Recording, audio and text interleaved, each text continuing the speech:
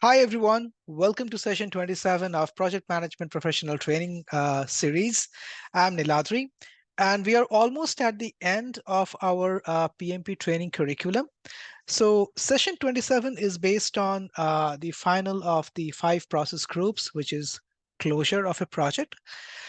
And after this, you will find 2 more sessions. One will be, of course, your final assessment of 100 questions, and the other one will be kind of a go through on the PMP exam blueprint and my last moment or the final words from myself on exam tips and tricks on how to crack the exam or on what should be your mode on the exam day. But the curriculum as such, the training content is being completed. I'm also going to share with you a couple of revision sessions, like some 10 to 12 of the sessions as a revision, which you can use to do a quick revision of the entire content. Like you don't have to go through the entire 27 or 30 lessons. You can do a revision based on those capsule kind of a content, which will help you for the last moment revision of the course. Okay.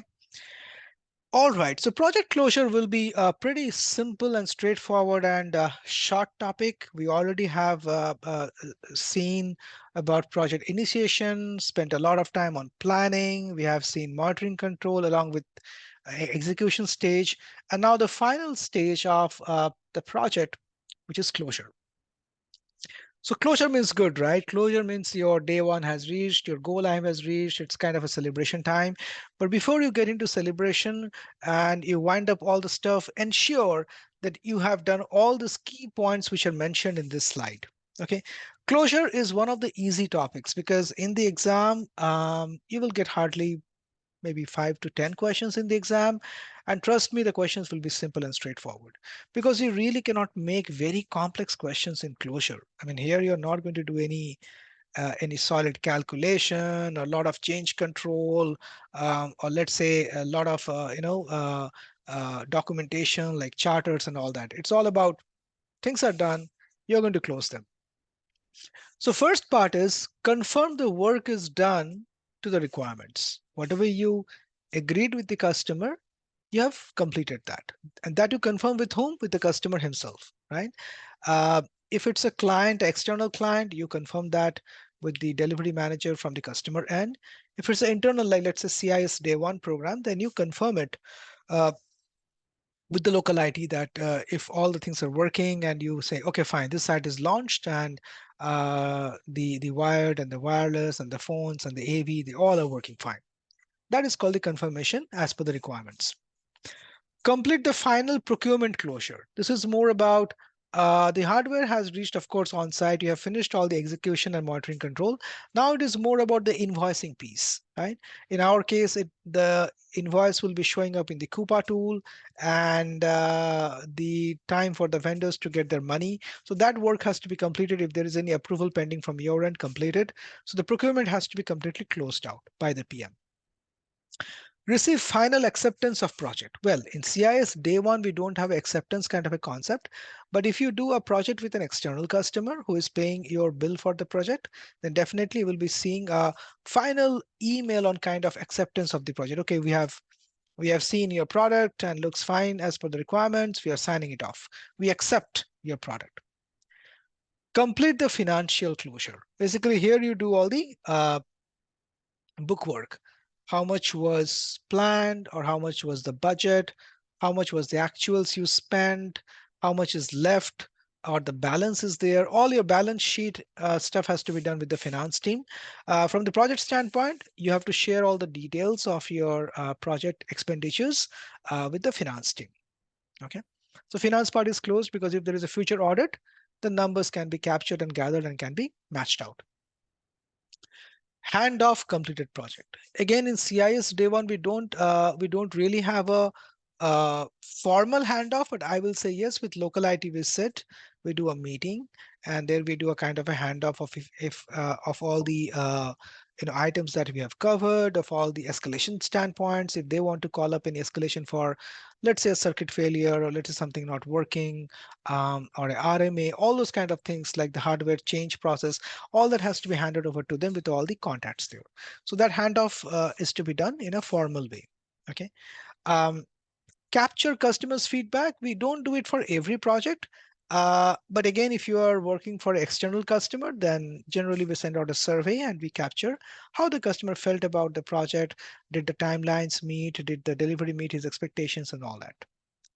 Um, Complete final performance reporting. Again, your KPIs which you selected in the beginning, which KPIs will define the performance of your project, SPI, CPI, things like this, that all has to be reported in a final dashboard format that, hey, this is what we did.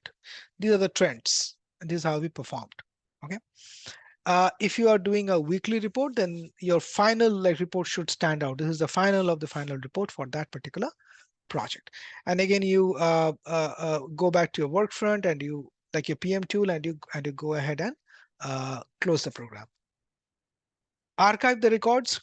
Anything which you want to archive. It can be your any of the procurement documents, any of the financial closure documents, any performance reporting documents, anything which you want to archive and store, maybe lessons learned document, anything, that all has to be done right here.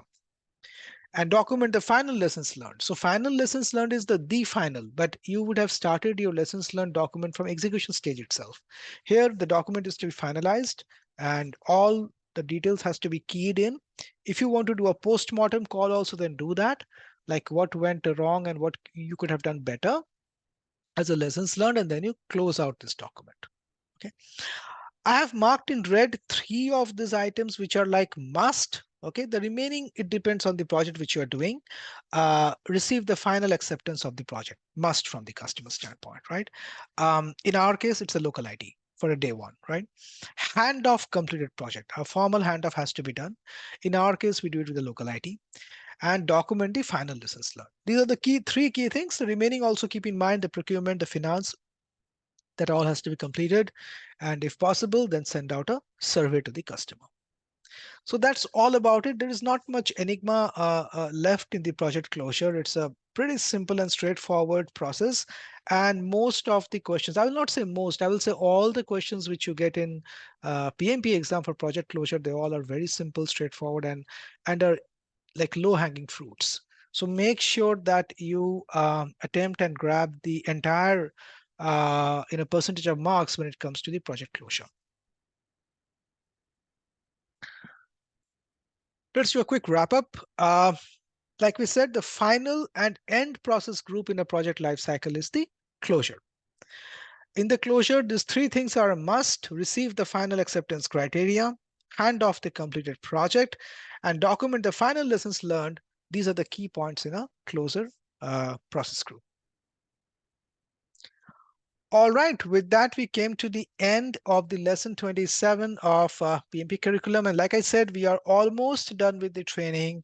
What is left is just the final mock exam of 100 questions and one more session from my end where I will take you through the PMP exam blueprint and give you some real life tips and tricks to crack the exam and what should be your mode on the exam day. Okay. So I hope you have enjoyed so far. I wish you all a great day and a great time. Thank you for watching.